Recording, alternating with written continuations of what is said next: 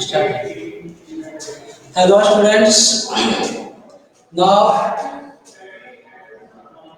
in this class I am going to start lesson second.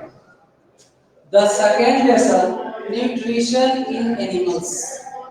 Before it, in the last class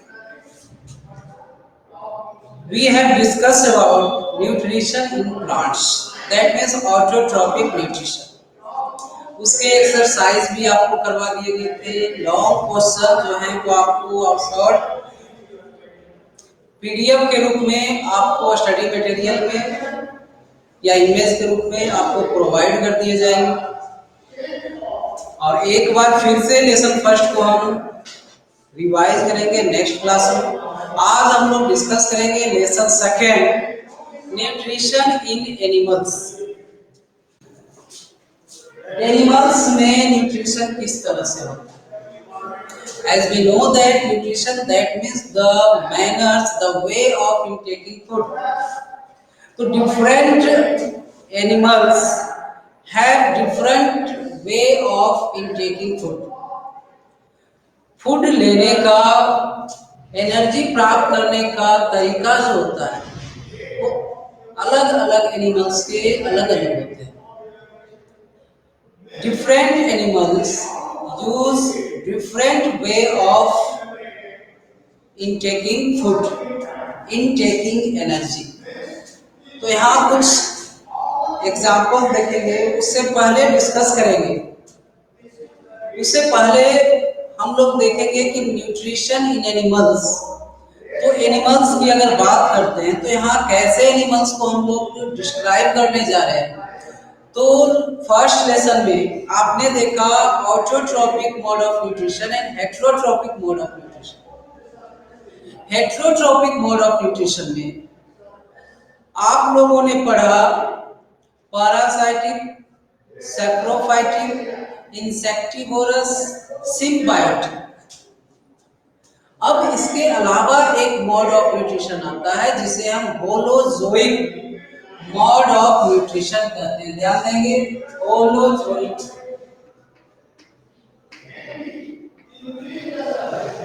holozoic ध्यान देंगे, word है holozoic.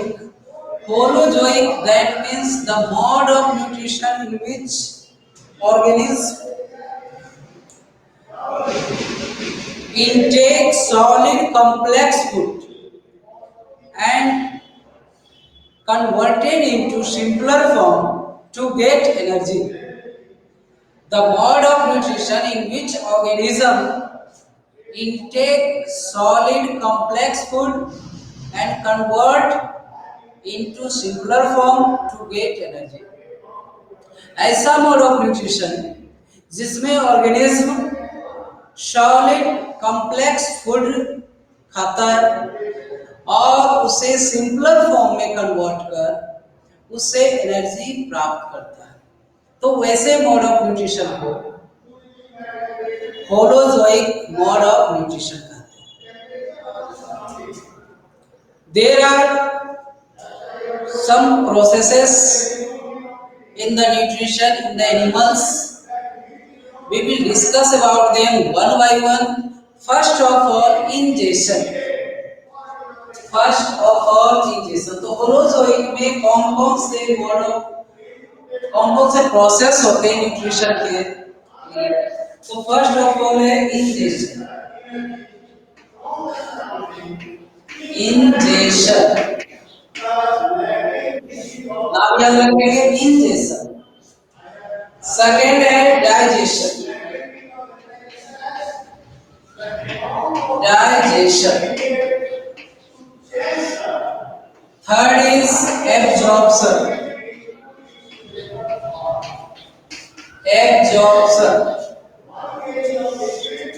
Fourth is assimilation.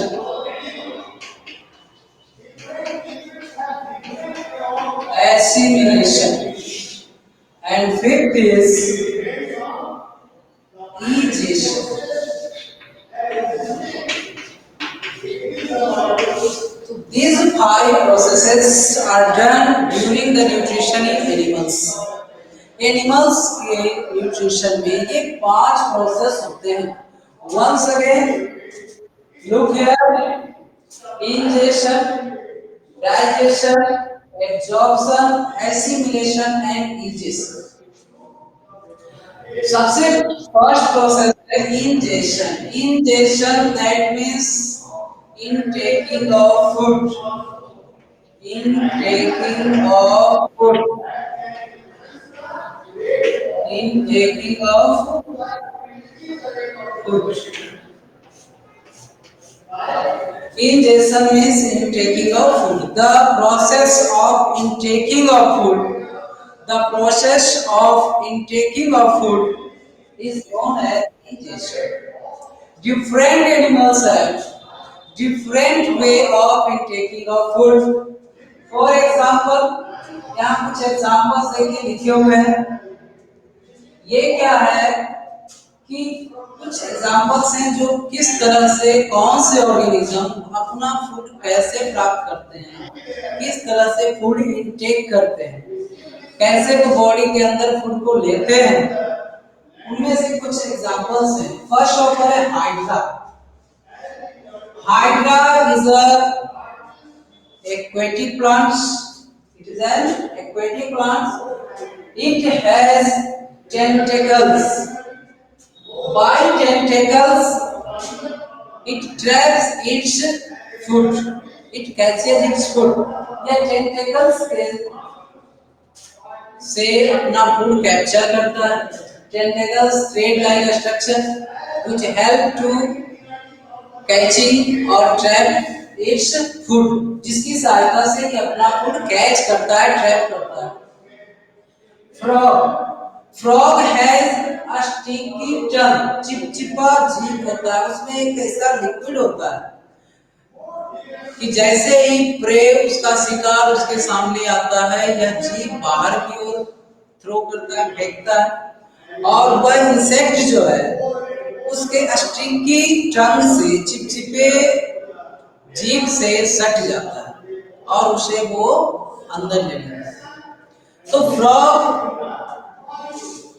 Catches its prey. Frog catches insects bye the help of a sticky tongue. Sticky tongue की सहायता से frog अपने शिकार को, अपना भोजन अंदर करता है. Now next is earthworms. Earthworms. It absorbs the food mixed in the soil. Mixed in the soil by the help of muscular pharynx. Muscular pharynx के द्वारा अर्थवर्म फूड प्राप्त करता है. किससे? तो मॉइस्चराइज सॉइल से. As we know that earthworms live in moist soil. Moist soil में यह सर्वाइव करता है. तो moist soil में soluble फॉर्म में जो फूड होते हैं उसे यह मस्कुलर पैरिंग्स के द्वारा एब्जॉर्ब करता है. Next, butterfly. Butterfly has long tube-like structure. Long tube-like structure that is known as proboscis. Proboscis, ध्यान देंगे. It helps to suck the nectar. Butterfly क्या करता है? नेक्टर सकिंग करता है, चूसता है. नहीं, क्या करता है? नेक्टर चूसता है, मकरंद चूसता है. फ्लावर के जो नेक्टर होते हैं उसे चूसने का काम करता है. दैट मीन्स सकिंग प्रोसेस करता है. किसके हेल्प से? Long tube structure that is known as proboscis. तो प्रोबोसिस की सहायता से बटरफ्लाई नेक्टर सर्व करता है, नेक्टर चूसता है. So we can say butterfly sucks nectar from the flowers by the help of long tube structure proboscis. Proboscis की सहायता से वो नेक्टर प्राप्त करता है. Next, spiders.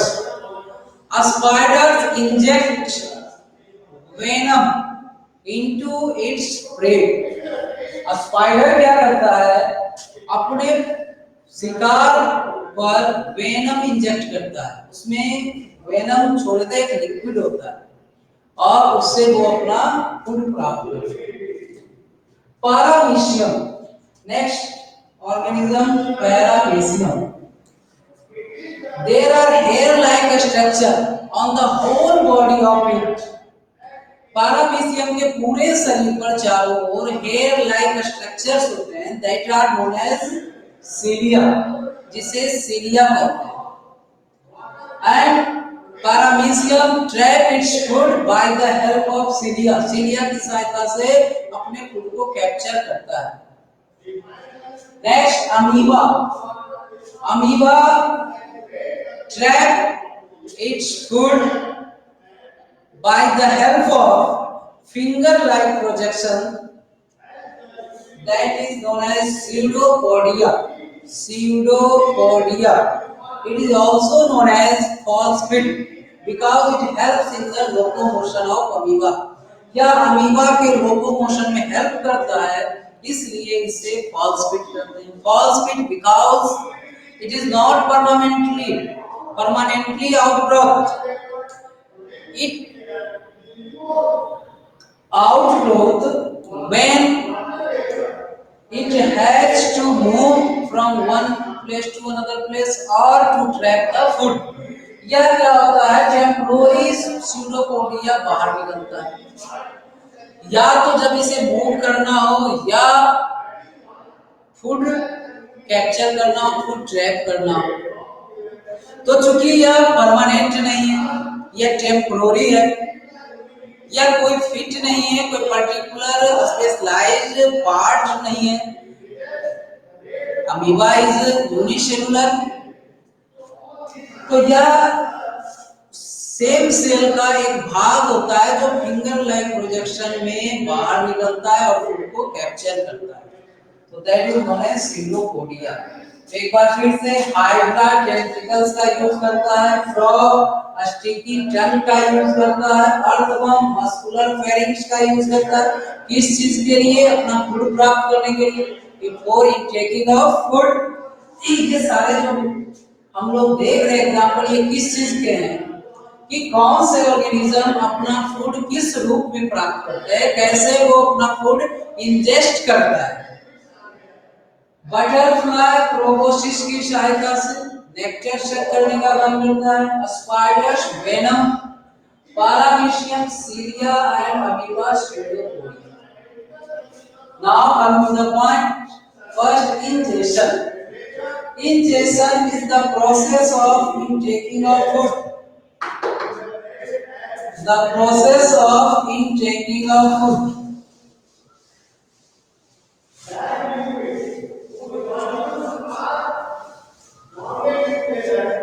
ध्यान देंगे, एक बार शॉर्टकट में हम लोग देखेंगे सारे प्रोसेस को। Ingestion, intaking of food, digestion, that means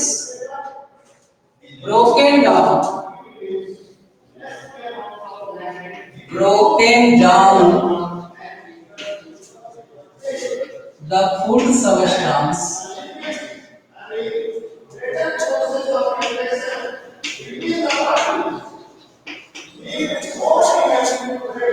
into simpler form।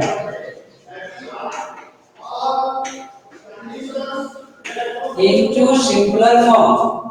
Digestion, that means the process in which organism broken down or break the food substances into simpler form to get energy।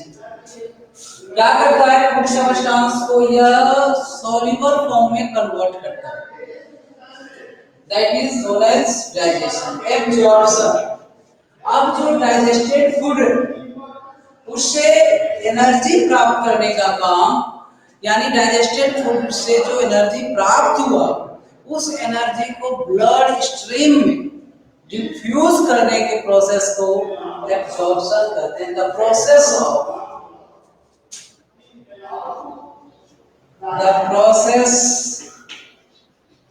Of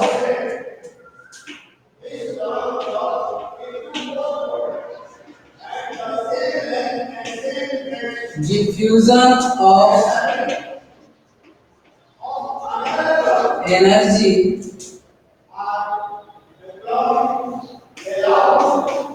obtained from digested food.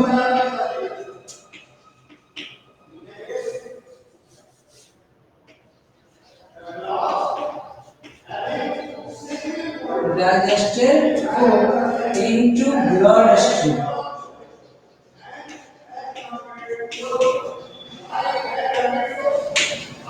Into bloodstream.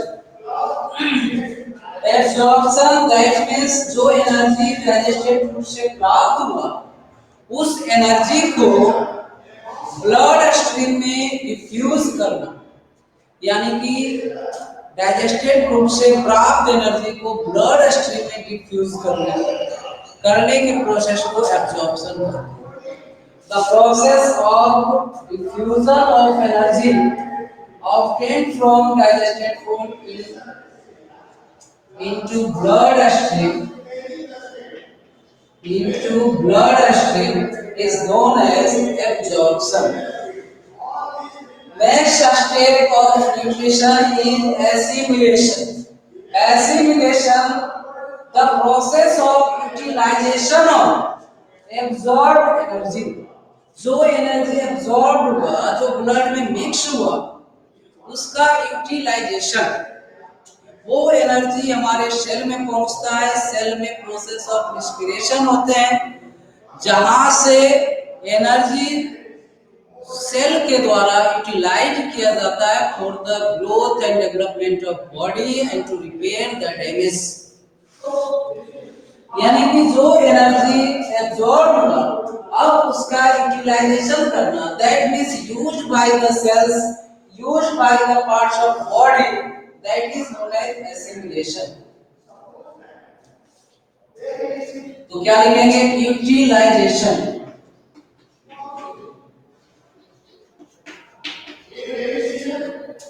of absorbed energy.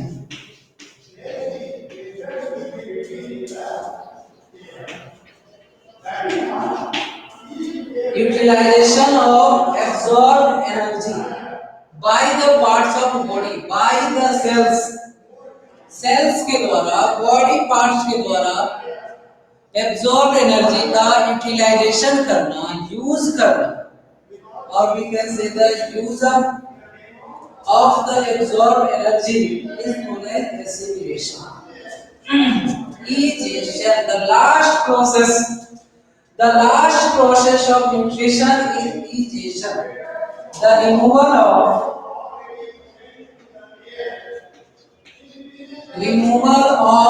undigested food. Removal of undigested food. Removal of undigested food out of the body is known as digestion. Undigested food को body से बाहर निकालने के process को digestion कहा जाता है। Digestion, that is the removal of undigested food. Food जो हम इंटेक करते हैं, आफ्टर डाइजेशन कुछ वेस्टेज रह जाते हैं, अनडाइजेस्टेड रह जाते हैं। उस अनडाइजेस्टेड वेस्टेज को बॉडी से बाहर निकालना जरूरी होता है, because it produce poisonous and toxic substances, and that toxic substances are harmful for the health of the organism. So the digestion is essential and the last process of the nutrition. Nutrition में ये 5 process होते हैं: ingestion, digestion, absorption, assimilation, egestion. तो इस 5 process को one by one हम discuss करेंगे। First process है इंजेशन, जिसमें कि आपने अभी देखा कि इंजेशन का जो मेथड होता है वो अलग अलग ऑर्गेनिजम्स का अलग अलग होता है। That means ingestion is the first process of nutrition in taking of food, eating of food, obtaining the food by different organism in different ways. अलग अलग ऑर्गेनिज्म अलग अलग तरीके से अपना फूड प्राप्त करते हैं. Second step is digestion. तो सबसे पहले हम डाइजेशन पर डिस्कस करेंगे.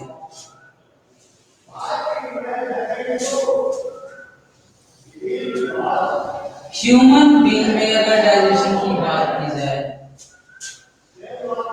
तो टू पार्ट्स होते हैं, दो ऐसे पार्ट होते हैं हमारे बॉडी में जो इम्पोर्टेंट रोल प्ले करते हैं. वो क्या है? डाइजेशन इन ह्यूमन बीइंग अगर देखा जाए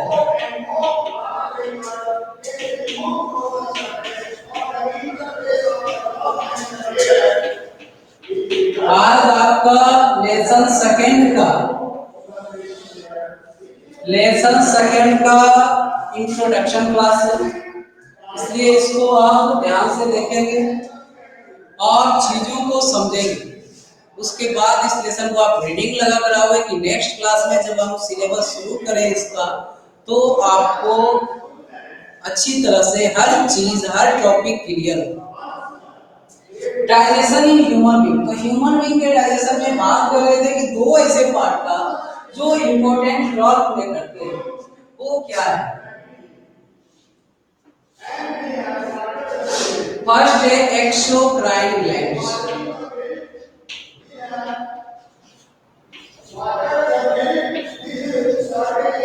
या सिंपली लिखा जाए ग्लैंड. क्या लिखोगे? ग्लैंड्स. और सेकेंड एंजाइम्स. ग्लैंड्स इसलिए लिखे क्योंकि ग्लैंड्स हमारे बॉडी में दो तरह के होते हैं. एक इंडोक्राइन, दूसरा एक्सोक्राइन.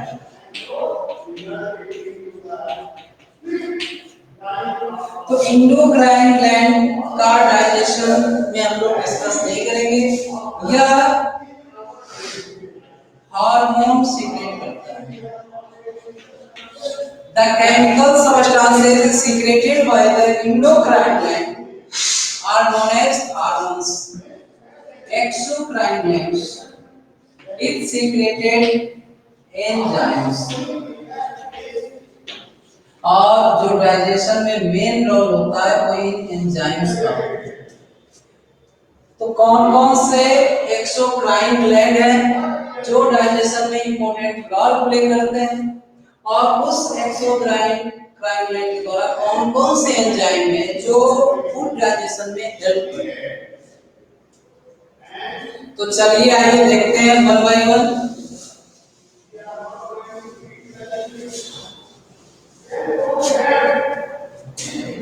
तो सबसे पहले हम एक सिंपल आउटलाइन बनाएंगे.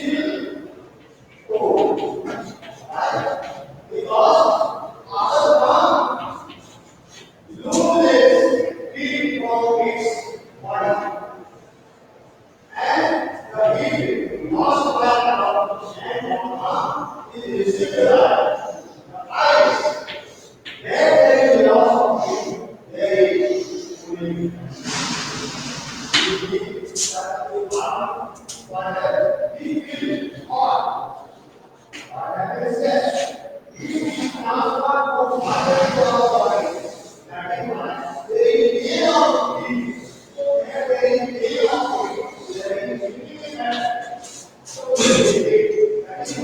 ये एक सिंपल आउटलाइन है एलिमेंट्री कैनाल।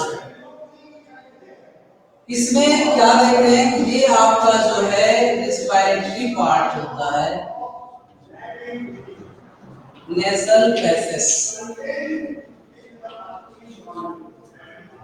ये हो गया आपका बक्कल कैविटी।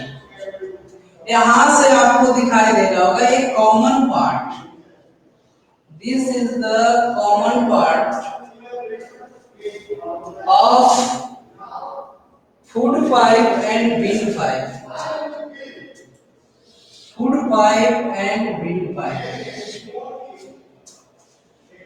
ये जिससे फूड स्टमक तक जाता है उसे फूड पाइप, और जिससे लंग्स तक विंड जाता है, ऑक्सीजन जाता है, उसे विंड पाइप कहते हैं। तो एक ऐसा पार्ट होता है जहां पर दोनों ज्वाइंट होते हैं, that means we can say junction of food pipe and wind pipe. उस पार्ट को फेरिंग्स कहा जाता है। अभी केवल आपका इंट्रो क्लास से ध्यान देंगे, लेसन सेकंड का इस चीजों को हम लोग नेक्स्ट क्लास में फिर से डिस्कस करेंगे। तो फेरिंग्स क्या है? It is the common part of food pipe and wind pipe. अक्सर हमें ऐसा हिदायत दिया जाता है कि भोजन करते समय या पानी पीते समय हंसना या बोलना नहीं चाहिए। अक्सर ऐसे इंस्ट्रक्शन हमें मिलते हैं। तो आखिर इसके पीछे रीजन क्या है? अगर खाना खा रहे हो या पानी पी रहे हैं तो उस समय हंसने बोलने से क्या प्रॉब्लम हो सकता है, तो वो यहाँ साफ समझ सकते हो। ये जो आप देख रहे हैं इधर, ये विंड पाइप है। ये जो इधर आपको दिख रहा है दिस इज विंड पाइप, और ये जो है ये है फूड पाइप। आपका फूड इस भाग से जाता है। फूड को कहाँ जाना चाहिए होता है? यहाँ जाना चाहिए। अब ये जो पार्ट है ये अगर खुला रह गया तो फूड हो सकता है इसमें भी जा सकता है, पानी इसके अंदर भी जा सकता है, यानी आपका फूड या वाटर जो है वो विंड पाइप में भी जा सकता है। तो यहाँ पर एक मस्कुलर फ्लैप होता है जिसे हम ग्लॉटिस कहते हैं, एपिग्लॉटिस। कहाँ पर? इस पार्ट में यहाँ मस्कुलर फ्लैप होते हैं जिसे एपिग्लॉटिस। इस सब चीजों को आपको लिखाया जाएगा, एपिग्लॉटिस। जब हम हंसते या बोलते हैं तो क्या होता है, लंग्स से एयर बाहर रिलीज होता है। The air released out from the lungs during the speaking or laughing. तो आपके हंसने बोलने से जब एयर बाहर निकलता है तो ये जो मस्कुलर फ्लैप है वो खुल जाता है, और तो वाटर या फूड पार्टिकल से वो जो अंदर जा रहा है वो इसमें जा सकता है, जिसके कारण प्रॉब्लम हो सकती है। तो आज ये इंट्रो क्लास था, नेक्स्ट क्लास में इसे हम डिटेल से डिस्कस करेंगे। That's all.